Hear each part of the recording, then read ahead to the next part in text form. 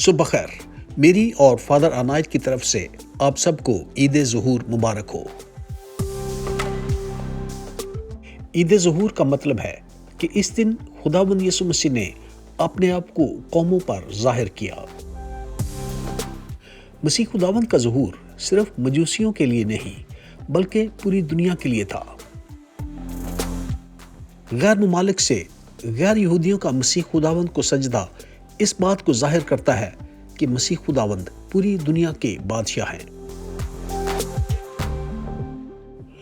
آج کی پہلی تلاوت اشعیاء نبی کی کتاب، اس کا 60واں باب، پہلی 6 آیات۔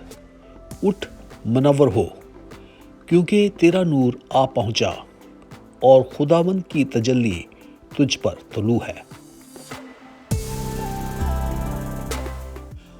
آج کی دوسری تلاوت افسیوں، اس کا 3واں باب، 2 سے 3 اور پھر 5 سے 6 آیت تک۔ تم خدا کے اس فضل کی مختاری سے آگاہ ہوئے ہوگے جو مجھے تمہاری خاطر دیا گیا، کہ وہ بھید مجھے انکشاف سے بتایا گیا۔ آج کی انجیل مقدس متی کے مطابق، اس کا 2 باب اور اس کی پہلی 12 آیات۔ اور جب یسوع ہیرودس بادشاہ کے وقت یہودا کے بیت لحم میں پیدا ہوا تو دیکھو، مشرق کے کئی مجوسیوں نے یروشلم میں آ کر کہا کہ یہودیوں کا بادشاہ جو پیدا ہوا ہے وہ کہاں ہے۔ آج کا دھیان و گیان، مسیح خداوند دنیا کا بادشاہ ہے۔ کہتے ہیں کہ مجوسی، جنہیں دانا آدمی بھی کہا جاتا ہے، وہ ستاروں کا علم جانتے تھے اور یہودیوں کے مذہبی عقائد سے بھی آگاہ تھے، اس لیے انہیں مسیح خداوند کی پیدائش کے متعلق علم تھا۔ خدا نے ان مجوسیوں کو استعمال کیا اور انہیں مسیح خداوند کے سجدہ کے لیے وہاں لے کر آیا۔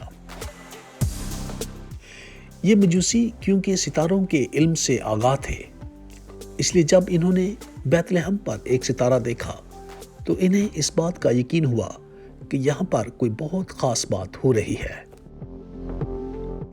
اس کہانی سے ہمیں یہ سبق ملتا ہے کہ خدا ہمیں ان تمام چیزوں کے ذریعے اپنے پاس بلاتا ہے جن سے ہم واقف ہیں۔ اپنی زندگی میں اس ستارے کو تلاش کریں جس کے ذریعے خدا آپ کو اپنے پاس بلانا چاہتا ہے۔ مجوسیوں نے سجدہ کے دوران اپنے آپ کو مسیح خداوند کے سامنے پھینک دیا۔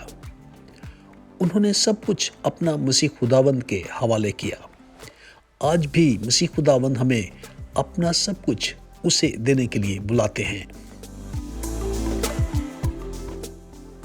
جب مجوسیوں نے مسیح خداوند کو سونا، مر اور لبان پیش کیے تو اس سے یہ ظاہر ہوتا ہے کہ وہ مسیح خداوند کو الہی بادشاہ مانتے ہیں۔